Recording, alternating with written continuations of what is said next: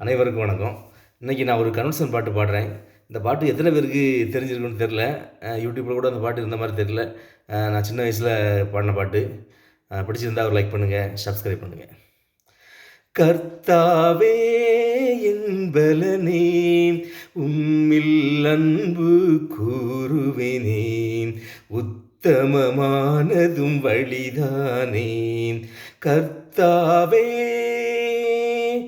என் கண்மலையும் என் கோட்டையும் என் இரட்சகரும் என் தேவனும், என் கண்மலையும் என் கோட்டையும் என் இரட்சகரும் என் தேவனும், என் கேடகமும் இரட்சண்ய கொம்பும் என் உயர்ந்த அடைக்கலமானவர் கர்த்தாவே என் பலனே, உம்மில் அன்பு கூறுவேனே, உத்தமமானதும் வழிதானே.